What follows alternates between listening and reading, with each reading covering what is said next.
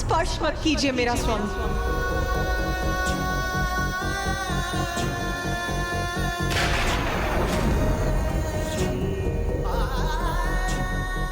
जिनसे हम स्नेह करते हैं उनके समक्ष हम अपना सर्वश्रेष्ठ रूप और पक्ष निछावर करने की चेष्टा करते हैं, किंतु यदि उसके उपरांत जिन पर मैं अपना सर्वस्व निछावर करती हूँ उनको ही मुझ में कोई दोष दिखाई देने लगी, तो फिर मैं इस कष्ट पद संपात को सहकर यहाँ कैसे रह सकती हूँ?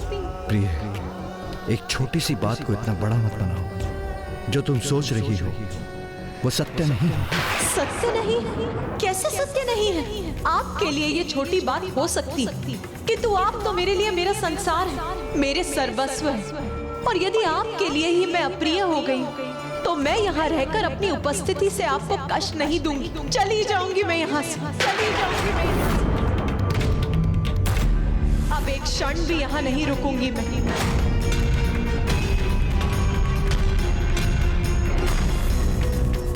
उमा, माता, माँ कहाँ चली गई पिताश्री? ये क्या हो गया पिताश्री?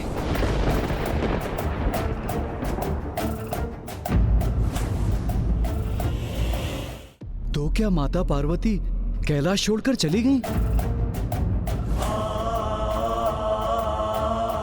किंतु कहाँ गई वो और क्या किया उन्होंने? और फिर वो कैलाश लौटी कैसे? हमें बताइए ना पिताश्री, कहाँ अदृश्य हो गई है माँ? क्यों रुष्ट हो गई माता? क्या आपने उनसे कुछ अप्रिय वचन कह दिया?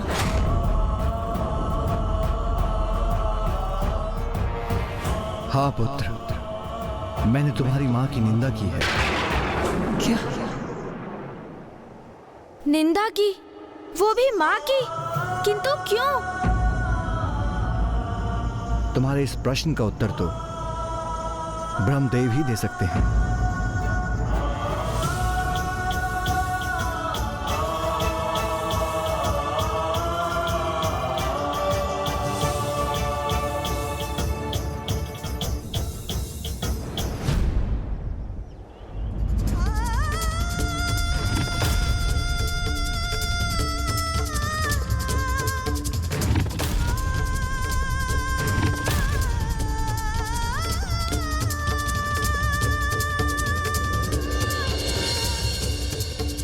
ब्रह्मदेव, ज्ञात है मुझे इस घटना के पीछे आप ही, तो अब मैं भी आपको इसके लिए एक उचित उपहार दूंगी। अब आपकी ही तपस्या कर, आपको प्रसन्न कर, आप ही से वरदान प्राप्त कर मैं अपना एक अत्यंत दिव्य रूप प्रकट करूंगी। ओम ब्रह्मदेवाय नमः। ओम ब्रह्मदेवाय नमः। ओम ब्रह्मदेवाय नमः। ओम ब्रह्मदेवाय नमः। ओम ब्रह्मदेवाय नमः। ओम ब्रह्मदेवाय नमः।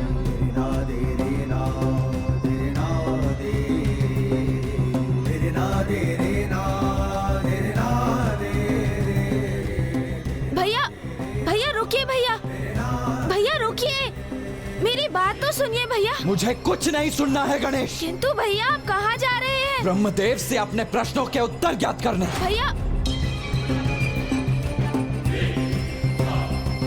क्रोध के आवेश में भैया ऐसे ही नहीं रुकेंगे, मुझे बलपूर्वक इनको रोकना ही होगा।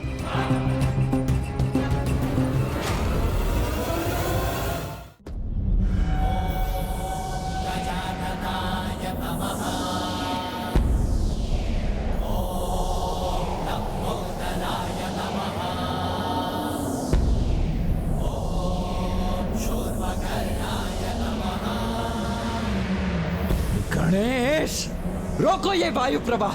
क्षमा कीजिए भैया, किंतु इस समय आपको रोकने का यही मात्र एक उपाय है।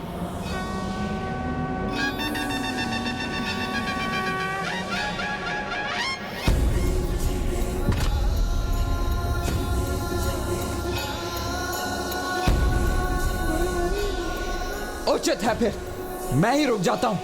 अब तो रोको। आप क्रोध के आवेश में पुनः तो नहीं आगे बढ़ेंगे ना भैया? अपने वचन पर स्थिर रहेंगे? हाँ गणेश, मैं स्थिर रहूंगा अपने वचन पर। उचित है फिर।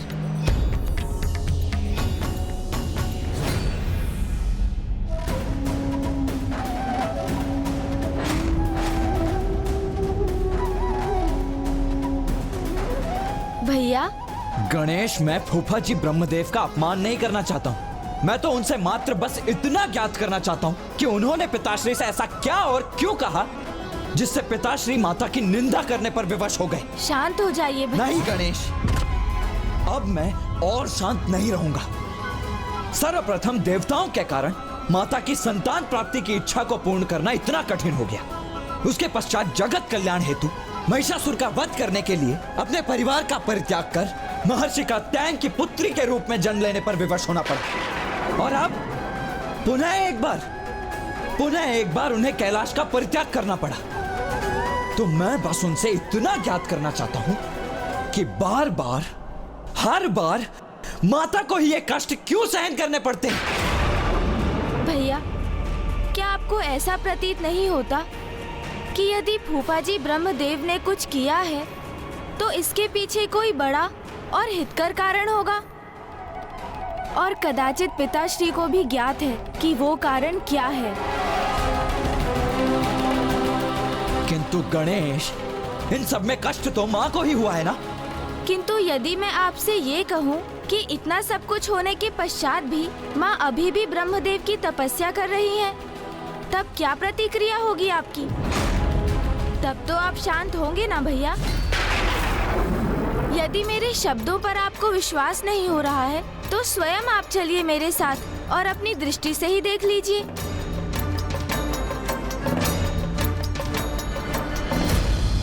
ओम ब्रह्मदेवाय नमः।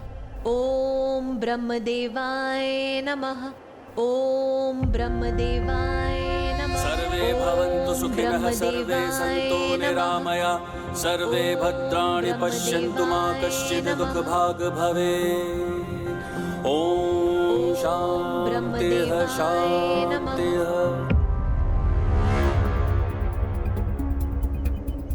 ओम ब्रह्मदेवाय नमः। वो देखिए भैया,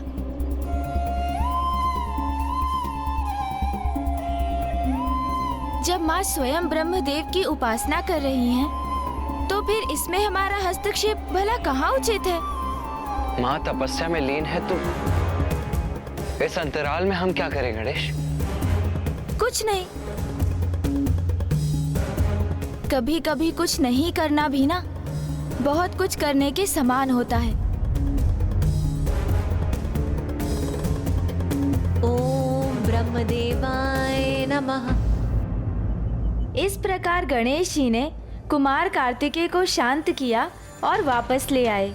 किंतु जिस सघन वन में माता ने अपनी तपस्या आरंभ की थी, वहीं एक बड़ा संकट प्रकट होने वाला था। सर्वे भवन्तु सुखिनः, सर्वे सन्तु निरामया, सर्वे भद्राणि पश्यन्तु मा कश्चित् दुःखभाग् भवेत्। ओम द्रौ शान्तिरन्तरिक्षं शान्तिः, पृथिवी शान्तिरापः शान्तिरोषधयः शान्तिः, वनस्पतयः शान्तिर्विश्वे देवा